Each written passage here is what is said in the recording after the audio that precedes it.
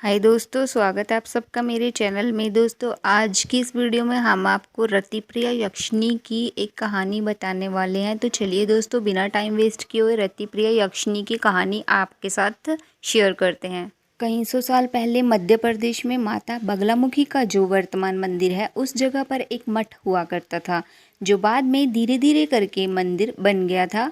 इसमें तरह तरह की तंत्र विद्या सिखाई जाती थी, लेकिन समय बीतने के साथ में वह मठ बर्बाद हो गया था और केवल वहां पर खंडहर ही रह गया था। यह गुप्त काल की बात है। उस समय बहुत ही दूर दूर नगर और स्थान भी हुआ करते थे। ऐसे में वहां पर वर्तमान में कोई भी व्यक्ति नहीं रह गया था, लेकिन पुराने समय में वहां पर बहुत सारी तंत्रिक क्रियाएं, तंत्र मंत्र आदि भी किए जाते थे। ऐसे ही एक बार उस नगर के निकट ही गांव में रहने वाला युवक, जिसका नाम रामदास था, वह घूमने हेतु और नगर जाने हेतु एक मार्ग का चयन कर रहा था। उस मार्ग पर चलते चलते कुछ दूर पहुंचने के बाद थोड़ा सा अपने लोटे से जल निकाला उसने और पी लिया। उसके बाद अचानक से उसे नींद आने लगी और वह एक नीम के पेड़ के नीचे ही सोने लगा। कुछ देर बाद उसे पता ही नहीं चला कि कब रात हो गई। रात हो जाने के पश्चात में उस जमाने में जंगल हुआ करते थे, जो कि बड़े बड़े भारी जंगल थे। उन जंगलों में जाने पर व्यक्ति अक्सर ही रास्ता भूल जाया करते थे, क्योंकि एक निश्चित मार्ग नहीं हुआ करता था। उस जमाने में रास्ते नहीं हुआ करते थे, छोटी छोटी पगडंडी हुआ करती थी। तो उसे कुछ समझ में नहीं आ रहा था, और क्योंकि चांदनी रात थी इसलिए थोड़ा प्रकाश दिखाई पड़ रहा था। उस प्रकाश के कारण एक पगडंडी को उसने पकड़ लिया और उसने सोचा यही नगर की तरफ जाती होगी। चलते हुए आखिर में वह सो ही गया था और इतनी गहरी नींद में सोया था कि उसे पता ही नहीं चला कि रात कब हो गई। लेकिन अब उसका उस जगह पर रहना काफी खतरनाक हो गया था, क्योंकि जंगली जानवरों का खतरा भी बढ़ गया था। पगडंडी पकड़कर सोचा कि इसी रास्ते पर चलते हुए जाता हूँ। वो उस रास्ते पर चलने लगा। काफी देर तक चलने के बाद उसने चारों तरफ खंडरनुमा एक जगह देखी, जहाँ चारों तरफ खंडर ही खंडर थे। उन खंडरों को देखकर ऐसा लग रहा था कि कभी किसी जमाने में यहाँ पर कोई मठ हुआ करता था, और यह वही स्थान था जहाँ पर आज बगलामुखी मंदिर शाहजहाँपुर में स्थित है। इन खंडर और जंगल को देख करके वह इधर उधर की बातें सोचने लगा। अब मैं कहाँ जाऊं, और अगर अत्यधिक रात हो जाने पर भी चलता रहा तो किसी जंगली जानवर के द्वारा मारे जाने का खतरा भी है। रामदास ने इन सब बातों को सोचते हुए कहा कि उसे इसी जगह रात बिता लेनी चाहिए।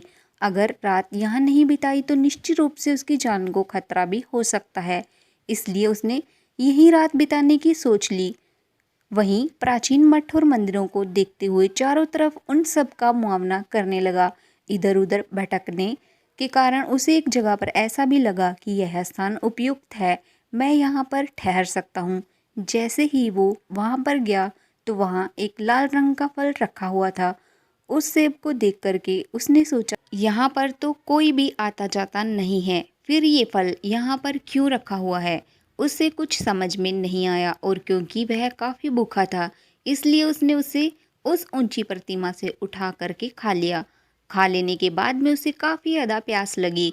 प्यास लगने के कारण फिर वह चारों तरफ उसी खंडर में भटकने लगा, कहीं से उसे जल की प्राप्ति हो जाए, क्योंकि जो लोटा लेकर वह आया था अपने साथ में, उसमें भरा हुआ पानी भी लगभग समाप्त हो चुका था। भटकता हुआ देखने लगा, तभी उसे नजर आया कि सामने एक छोटा सा झरना है, जहाँ से पानी धरती से निकल रहा था। और पानी को पीने के लिए जैसे ही आगे बढ़ा, उसे छम छम पायलों की आवाज़ सुनाई दी। छम छम पायल की झंकार को सुन करके वह काफ़ी ज़्यादा हैरान हो गया। उसे समझ में नहीं आया आखिर वह आवाज़ कैसी है। उसने पानी पीने की कोशिश की, तभी उसने देखा कि एक बहुत ही खूबसूरत 20 या 21 वर्ष की नवयुवती उसके सामने खड़ी थी।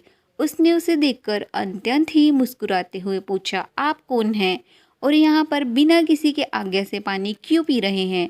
रामदास ने कहा, मैं भटक गया था इसलिए मैं इस मठ में आ गया हूँ, और यह उजाड़ जगह जो भी है, मैं इस जगह पर अपनी रात्रि बिताना चाहता हूँ। मैंने थोड़ी देर पहले एक फल को खाया है और अब मुझे प्यास लग रही है, इसलिए अब मैं पानी पीना चाहता हूँ। तो क्या यहाँ पर मैं पानी भी नहीं पी सकता? और आप कौन हैं? आप इतनी अच्छी सुंदर रूपवान कैसे हैं? जैसे कि कोई अप्सरा ही हो। आप क्या यहाँ रहती हैं? आप कौन हैं? इस संबंध में मुझे बताइए। मुस्कुराते हुए उस कन्या ने उससे कहा, यह मेरा ही स्थान है। बरसों से मैं यहाँ पर रहती हूँ। मेरी आज्ञा के बिना यहाँ कोई कार्य नहीं होता है। ठीक है, अगर तुम्हें प्यास लगी है तो पानी पी सकते हो। ऐसा कहने पर उनकी आज्ञा प्राप्त करके रामदास ने वहाँ पानी पीना शुरू कर दिया। पानी पीने के साथ ही उसकी प्यास मिट गई और अद्भुत आनंद की प्राप्ति हुई। उसके बाद वह कन्या एक प्रकाशमान व्यक्तित्व की तरह आगे आगे चलने लगी। उसकी सुंदरता को देख कर के रामदास के मन में प्रेम भाव जागृत हो रहा था। कारण कि अकेले स्थान पर किसी अत्यधिक रूपवती कन्या के मिलने पर स्वाभाविक रूप से पुरुषों में ऐसा होता है। उसे देख कर के उसके मन में विचार आ रहा था कि काश ऐसी स्त्री मुझे पत्नी के रूप में प्राप्त हो जाती तो अत्यंत ही भाग्यशाली होता। अगर ऐसी कोई कन्या मुझे मिल जाती, क्योंकि इसकी सुंदरता के आगे अप्सराओं की सुंदरता भी मात हो रही है। अप्सराओं में भी अगर इसे कोई देख ले तो लज्जा करने लगे, इतनी रूपवान युवती यहाँ पर कैसे है। और उसके पीछे पीछे चलते हुए उसने उससे प्रश्न किया, देवी आप कौन हैं? आप बताइए, यहाँ पर आप कैसे और क्यों रह रही हैं? इस संबंध में और आपका परिचय क्या है? इस पर मुस्कुराते हुए पलटकर उस देवी ने उससे कहा, मैंने तुम्हें बताया यह स्थान मेरा है और इन बातों की गोपनीयता को तुम नहीं समझ पाओगे, लेकिन हाँ, मैं तुमसे बस इतना कह सकती हूँ कि मेरा नाम रति है। मुझे कामदेव के समान सुंदर होने का वरदान मिला हुआ है, इसलिए कोई भी मुझे जब भी देखता है तो वो मेरे रूप जाल में फंस जाता है, जैसे कि तुम भी फंसे जा रहे हो। यह सुनकर के रामदास को बड़ा अचरज हुआ।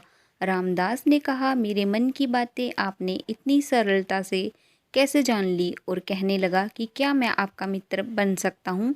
उसने कहा, वो तो तुम बन ही चुके हो, वरना मैं तुम्हें पानी कैसे पीने देती। इस प्रकार से थोड़ी देर बात करने के बाद उसने कहा कि मैं उस वृक्ष के पीछे जा रही हूँ। अगर कोई भी समस्या हो तो तुम वृक्ष के पास आकर के किसी भी प्रकार का पत्ता इसकी जड़ पर रख देना और मैं समझ जाऊंगी कि तुम्हें मेरी आवश्यकता है।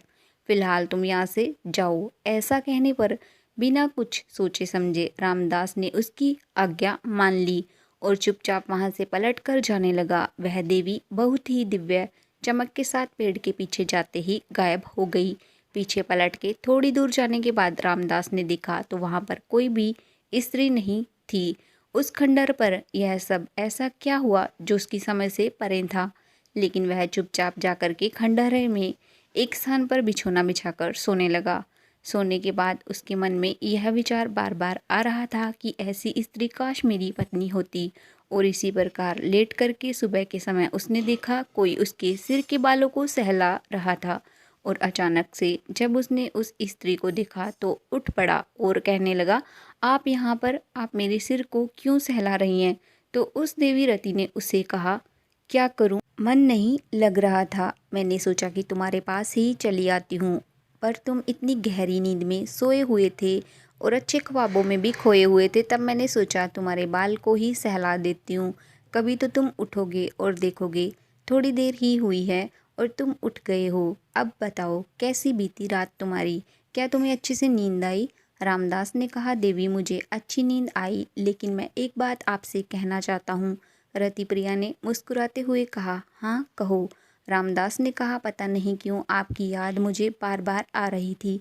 आपका सुंदर चेहरा मुझे रात में सपने में भी दिख रहा था। आपके प्रति मेरे मन में अजीब सी भावनाएं पैदा हो रही हैं। मन ही मन ऐसा लग रहा है जैसे बहुत ही ज़्यादा मैं आपको पसंद कर रहा हूँ। ऐसा क्यों हो रहा है? तो देवी ने कहा, ये तो स्वाभाविक ही है। मैंने कहा ना कि मुझ पर कामदेव की शक्ति काम करती है। मेरे समान सुंदर नारी इस वक्त इस धरती पर कोई दूसरी नहीं है। अब क्योंकि मैं भी यहाँ पर अकेली हूँ तो मुझे भी कोई ना कोई तो साथी चाहिए था और तुम मिल चुके हो। तो ऐसा करो, कुछ दिन मेरे आतिथ्य ग्रहण करो। मैं तुम्हें गोपनीय बातें भी बताऊंगी और तुम्हें हर प्रकार से खुश रखने की कोशिश करूंगी ताकि तुम मुझे कभी भूल ना पाओ। यही मेरा स्वभाव है, क्योंकि मेरा स्वभाव प्रेम देना है, इसलिए मैं केवल प्रेम के लिए ही बनी हूँ और केवल प्रेम ही देना पसंद करती हूँ। ऐसी बात सुनकर रामदास के मन ही मन में लड्डू फूटने लगे। रामदास को लग रहा था कि लगता है अब बात बन जाएगी। यह स्त्री किसी न किसी तरह मान जाएगी। जब आज उसके मन में ऐसी भावनाएं हैं, अवश्य ही मैं इस कार्य में सफल हो जाऊंगा। फिर उन्होंने कहा, ठीक है, आप बताइए कि मैं आपके लिए क्या करूं। तो रति प्रिया ने इशारा करते हुए कहा, सामने देखो, यह देवी की मूर्ति है। तो रामदास ने पूछा, यह देवी कौन है। तो रति प्रिया ने कहा, यह देवी बगलामुखी नाम से जानी जाती है, जो कि 10 महाविद्याओं में से एक है। ऐसा करो, इनकी प्रतिमा को शुद्ध जल से स्नान करवाओ और उसके बाद फिर इनका पूजन सब प्रकार के फूलों से करो। मैं यही कार्य सौंप सकती हूँ और यह करके तुम मुझे भी प्रसन्न कर दोगे।